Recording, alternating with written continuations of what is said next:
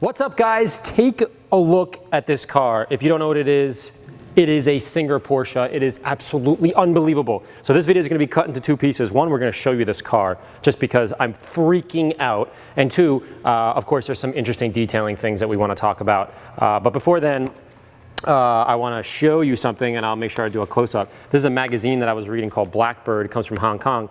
And this car was actually in it. And I remember reading it months ago because it took 10 months to build this car. And sure enough, my client actually purchased it. So it's a little bit of a surreal moment.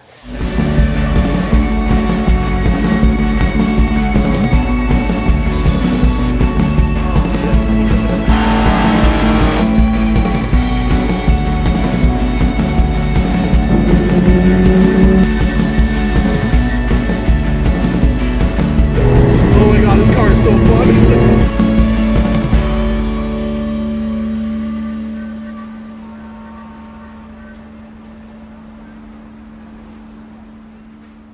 All right, so this is a Posi Tector 6000. Here's the back of it. I know a lot of you guys have asked me. Posi Tector 6000 coating thickness gauge. I think it was like $1,000 or something, but this was years ago, so who knows what they cost now.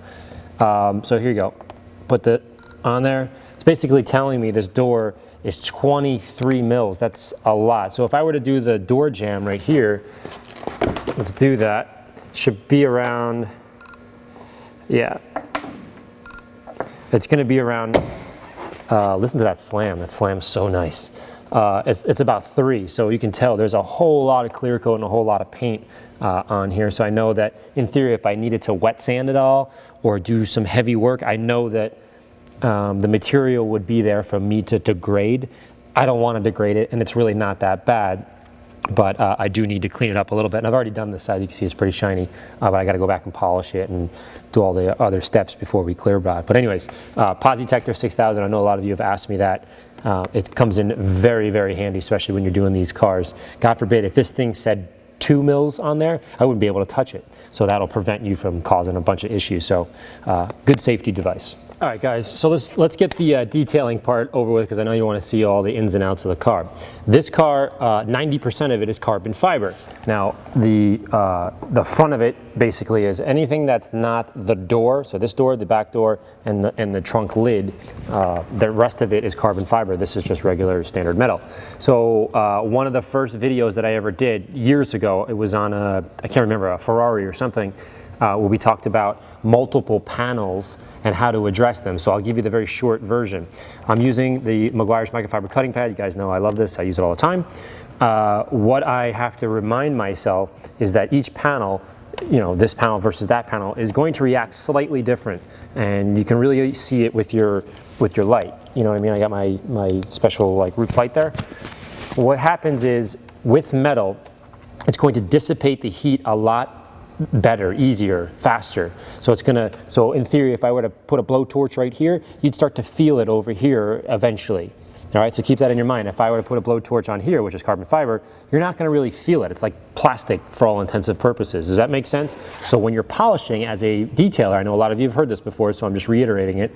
As a detailer, I have to be more careful on this one because I don't have a whole lot more wiggle room. Why? Because when you put the heat in one direct spot, it doesn't transfer. It doesn't cool itself down naturally. It stays hot right in that one spot. Bang, you can burn the paint. So that's something you need to be conscious of. So you might be asking yourself, why am I here polishing it? Well, either in transfer or something, and I'm trying to get, I did a 50-50 shot over there, and I'm trying to show you there is some slight, it's more like love marks than swirls. Of course, there's no swirls on here. It's a beautiful car, but we're going to clear bra this whole thing tomorrow, so you don't want to have any junk or, you know, you don't want it to look anything less than perfect if you're going to put a clear bra on all the painted surfaces to protect it, because this guy drives it. So this isn't a showpiece. Like, he's going to track it, he's going to drive it, and God bless him. I think that's absolutely fantastic. Right, so now I'm sitting in my dream car, and we're just about halfway done detailing it. So I'm taking a little break just to smell in and gather all the coolness this car has to offer. But it actually started off as a 964, and as you can see on the case underneath,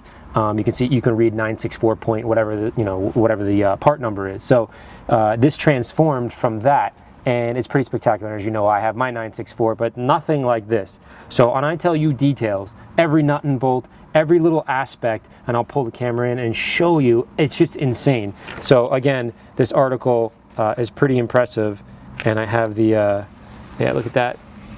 I have the actual car that they were building in this magazine, and now it's actually here.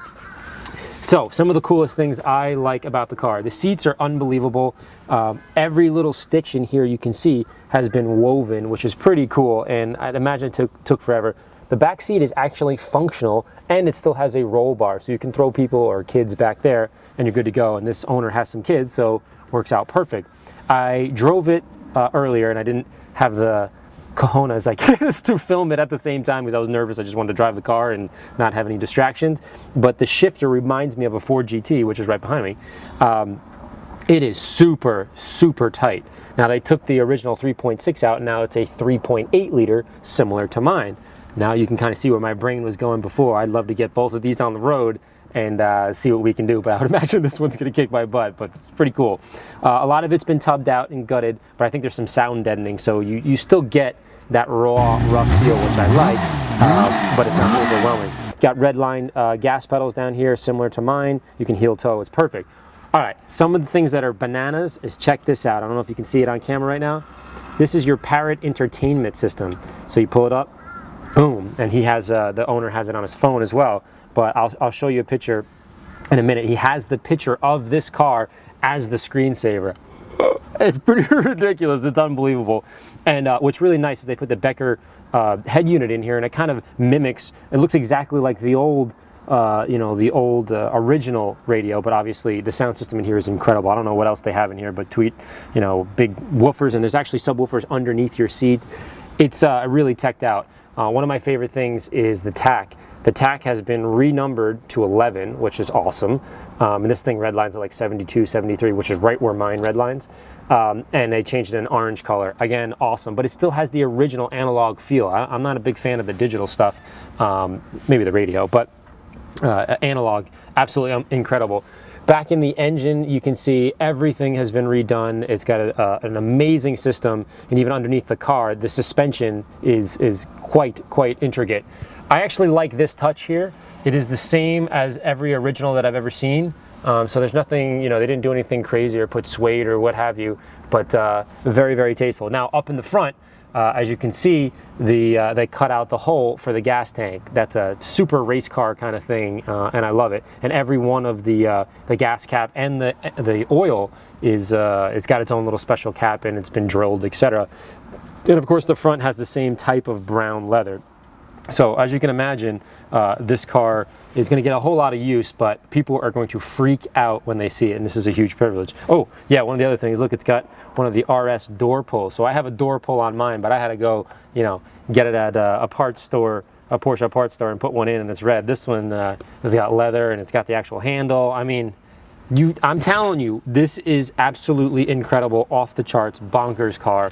One of the top cars, at least my dream car that I've ever done in my entire life. Singer Porsche, those guys know what they're doing. Now, I've already gotten like 1,000 text messages and Instagram posts because I took a picture and posted it up on my AMMO Instagram page, and they keep asking me, what is the favorite part about the Singer? Obviously, there's too many things to mention, but if I really did have to pick one thing, it's got to be this. Now, I haven't found anything like this, and I think as soon as I'm done today, I'm calling Mr. Singer or Mr. Christensen, and I got to ask him how this all came to be, because it's like a mini ducktail, and I never could decide on my car if I wanted a ducktail or I didn't want a ducktail, because I do like this aspect where it flips up. So I don't know where he came up with this, but if anybody knows, you let me know. And do you think it would look good on my 964? I think so. You know, let me know in comments or whatever. I'm gonna pull the camera up too and show you that he cut little circles out of the plexiglass or something up here. It's just, I mean, every single aspect of this is bananas, but for some reason this really, I feel like I gotta have one of these.